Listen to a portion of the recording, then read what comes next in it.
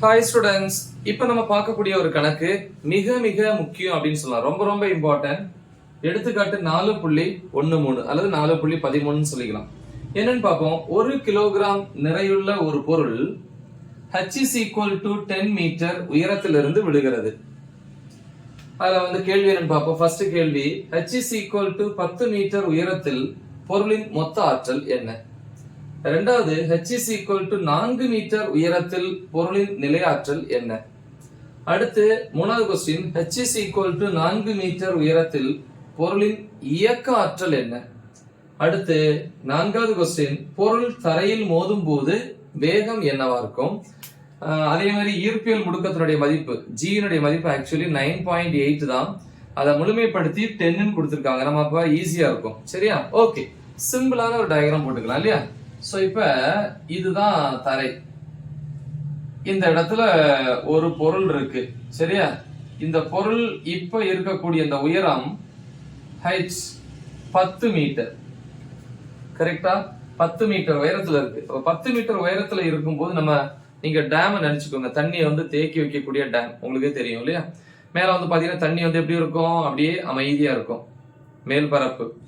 Right? அப்ப மொத்த ஆற்றல்ங்கிறது நம்ம ரெண்டா பிரிப்போம். ஒன்னு நிலையாற்றல், இன்னொன்னு வந்து இயக்க ஆற்றல். இயக்க ஆற்றலுக்கு வந்து ஃபார்முலா ½ mv². நிலையாற்றலுக்கு ஃபார்முலா mgh அப்படின்னு படிச்சிருப்போம். அப்ப உயரம் ஹைட் அதிகரிக்க அதிகரிக்க ஆற்றல் வந்து என்ன ஆற்றலாக சேமிக்கப்படுது? நிலையாற்றல். ஏன்னா அவ்வளவு ஹைட்ல வந்து அவ்வளவு உயரத்துல வந்து தண்ணியை சேமித்து வைக்கும் போது அந்த இடத்துல தண்ணிக்கு வேகம் கிடையாது மேல. கரெக்ட் தானே? சேமித்து வச்சிருக்கனால வேகம் இல்லை. சோ வேகம் இல்லாதனால இயக்க ஆற்றல் 0, சுழி. அப்ப மொத்த ஆற்றல்ங்கிறது ரெண்டு ஆற்றலும் சேர்ந்ததுதான். அப்ப இயக்க ஆற்றல் சுழின்னா அந்த மொத்த ஆற்றலும் அந்த இடத்துல எந்த ஆற்றலா சேமிக்கப்படுது? நிலையாற்றலா சேமிக்கப்படுது. ஃபார்முலா வேணா எழுதிக்கலாம் இல்லையா? என்னது? மொத்த ஆற்றல் E equal to நிலையாற்றல் U plus இயக்க ஆற்றல். இந்த இடத்துல 10 மீட்டர் உயரத்துல இயக்க ஆற்றல் இல்லை, ஏன்னா வேகம் சுழி, அதனால இந்த பாட்டு கிடையாது. அப்ப மொத்த ஆற்றலும் நிலையாற்றலாக சேமிக்கப்படுது. அதுதான் முதல். சோ அப்ப வந்து நம்ம தீர்வுக்கே வந்துடுவோம் டைரக்டா. தீர்வுல முதல் A, h is equal to 10 metre உயரத்தில் பொருளின் மொத்த ஆற்றல் கேட்கிறாங்க.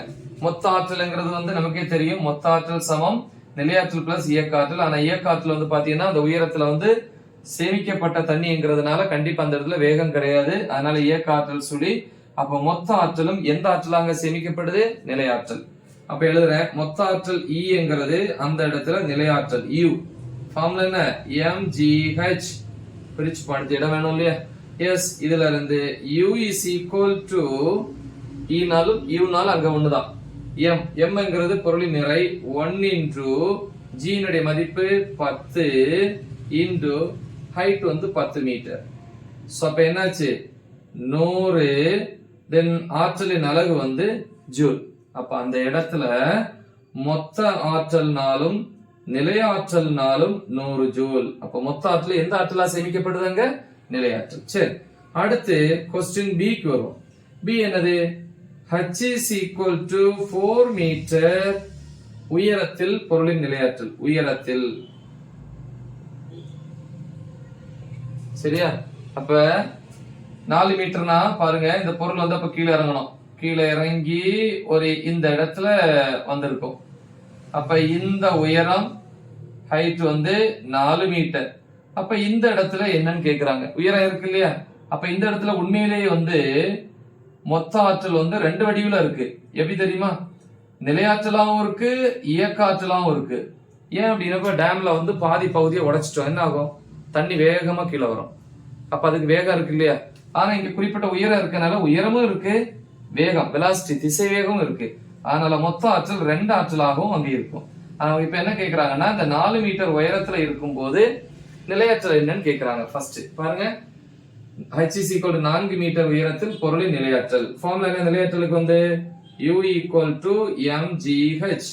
அப்ப இங்க எழுதிப்போம், U equal to mங்கிறது நிறை 1 கிலோகிராம் பெருக்கல் g என்கிற மதிப்பு என்னது? 10 பெருக்கல் h உயரம். உயரம் எத்தனை மீட்டர் உயரத்துல கேக்குறாங்க? 4 மீட்டர் அப்ப 4. சோ அப்ப u equal to 10 பெருக்கல் 4 40, 40 into 1 40, 40 ஜூல் கிடைச்சிட்டா. சரி, அடுத்து மூணாவது கேள்வி என்ன கேக்குறாங்கன்னா, h is equal to 4 metre உயரத்தில் பொருளின் இயக்காற்றல். இயக்காற்றலுக்கு என்ன ஃபார்முலா இதா இருக்கு, கைனடிக் எனர்ஜின்னு சொல்லுவோம். கரெக்டா? எப்படி கண்டுபிடிக்கிறது?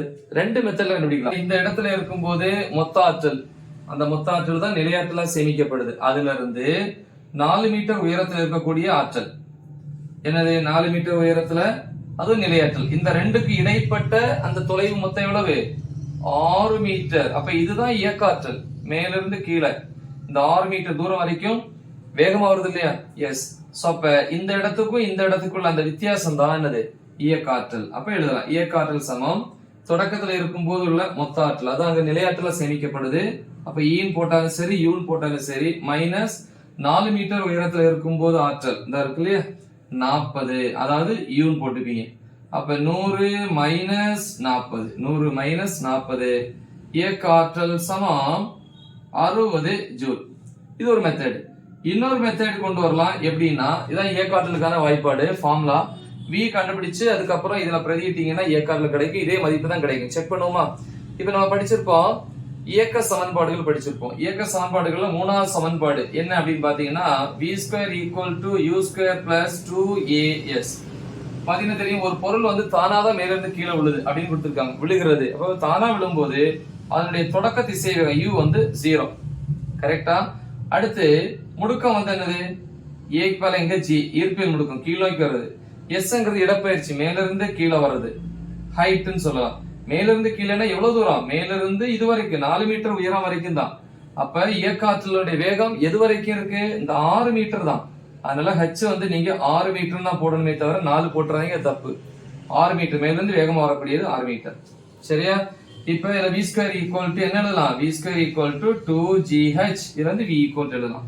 வேகம் v equal to root 2gh இப்படி எழுதலாம். இல்ல நீங்க v ஸ்கொயரா கூட வச்சுக்கலாம். சரியா? ஓகே. இப்ப v ஸ்கொயர் வச்சீங்கன்னா இப்படி ரூட் போட வேண்டாம், நம்ம டைரக்டா இந்த ஃபார்முலால சப்ஸ்டிட்யூட் பண்ணிக்கலாம். v square equal to 2gh, 2 into g மதிப்பு என்ன 10 பெருக்கல் h மதிப்பு என்ன, உயரம் இங்க 6 மீட்டர். 6 மீட்டர் தூரம் வரைக்கும் தான் வேகமா வருது இல்லையா? அப்ப 6 ஈக்குவல் டு 5 20, 20 பெருக்கல் 6 120 கிடைச்சதா? வெலாசிட்டி ஸ்கொயர் யூனிட் போடும்போது ஆக்சுவலி ms பவர் -1, ஸ்கொயர் பண்ணும்போது வேணா இங்கேயும் ஸ்கொயர் போட்டுக்கோ, அப்புறம் மாத்திக்கலாம். சரி, ஓகே. இப்போ நம்ம இயக்காற்றல் போடலாம். therefore இயக்காற்றல் kinetic energy equal to formula என்ன, half mv square equal to 1/2 into m. mங்கிறது பொருளின் நிறை 1 கிலோகிராம், 1 பெருக்கல் then v ஸ்கொயர் எவ்வளவு 120. சோ இது ரெண்டு இங்க டிவைட் பண்ணீங்கன்னா 60. அப்ப இயக்காற்றல் ஈக்குவல் டு எவ்வளவு 60 ஜூல். இப்ப கிடைச்சிருக்குன்னு நினைக்கிறேன். சரியா? சோ இங்க நம்ம ரப் பண்ணிப்போம்.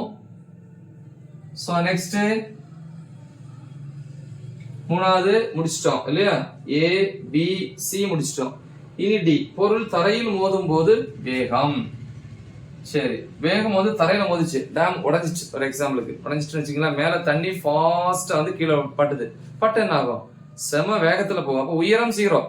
அப்ப உயரம் 0 இருக்கும் போது கீழே வரும்போது மொத்த ஆற்றல் பொதுவான ஃபார்முலா நிலையாற்றல் பிளஸ் இயக்காற்றல். அந்த நிலையாற்றல் ஃபார்முலா என்ன, u ஈக்குவல் டு mgh. அப்ப தரைக்கு வரும்போது ஹைட், உயரம் இல்ல. அப்ப இந்த ஆற்றல் கிடையாது, மொத்த ஆற்றலும் இயக்க ஆற்றலாக மாற்றப்படும். சரியா? அப்ப அதான் கண்டுபிடிக்கணும். அப்ப எழுதலாம், தரையில் மோதும் போது, தரையில் மோதும் போது ஆற்றல் என்ன ஆற்றல் மாறுது, இயக்க ஆற்றல் ஈக்குவல் டு ஃபார்முலா என்ன போட்டேன், 1/2 mv ஸ்கொயர் ஈக்குவல் டு, நமக்கு தெரியும் இவ்வளவு உயரத்துல இருக்கும் போது உயரம் அதிகம், ஆனா அந்த இடத்துல வேகம் இல்லாதனால மொத்த ஆற்றலும் நிலையாற்றலா சேமிக்கப்படுது. அது அப்படியே கீழே வந்து விழும்போது அந்த நிலையாற்றல் இப்ப எதா மாறி இருக்கு, இயக்காற்றலா மாறி இருக்கு. அப்ப இந்த இடத்துல இருக்கும்போது நிலையாற்றல் மதிப்பு என்ன, 100 ஜூல். அதே தானே இந்த இடத்துல வரும்போது இயக்காற்றலா மாறுது. அப்ப இயக்காற்றல் மதிப்பு எவ்வளவு, 100. அப்புறம் வந்து 1/2 எம்ங்கிறது பொருளின் நிறை 1 kilogram into 1 into V square. நமக்கு வந்து கேள்வி என்ன அப்படின்னா பொருள் தரையில் மோதும் போது வேகம் v தான் கண்டுபிடிக்க சொல்றாங்க. கரெக்டா? இப்ப அந்த வி ஸ்கொயரை அப்படியே வச்சுக்கோங்க. 2 இங்க கொண்டு வந்தீங்கன்னா 200 ஆயிரும். 200 ஈக்குவல் டு 1 இன்டு 1 அதே தான். அப்புறம் இன்டு வி ஸ்கொயர். அப்படி திருப்பி எழுதுங்க. v square equal to 200. அப்ப v equal to root of 200. இது எப்படி எழுதலாம்?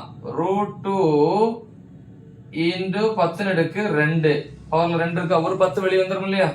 அப்ப v equal to root 2 into 10. root 2 ஓட மதிப்பு என்ன படிச்சிருக்கீங்க? 1.414 into 10. சில இடங்கள்ல வந்து log எடுக்கும்போது 1.412 வரும். சரியா? சோ அப்ப இத மல்டிப்ளை பண்ணீங்கன்னா v equal to 10 ஆல பெருக்குனீங்கன்னா 14.14 ms பவர் மைனஸ் 1. இவ்வளவு வேகத்துல தரையில விழுந்து போகும். சரியா? இந்த ஆற்றலுக்கு. சோ log எடுத்தீங்கன்னா 14.12 வரும். இது ஓகே. சோ எப்படி எழுதினாலும் ஓகே. சரியா? முக்கியமான ஒரு கணக்கு. நல்ல தெளிவா பிராக்டிஸ் பண்ணுங்க. மறக்காம இதை உங்க ஃப்ரெண்ட்ஸுக்கு ஷேர் பண்ணுங்க. All the best. தேங்க்யூ.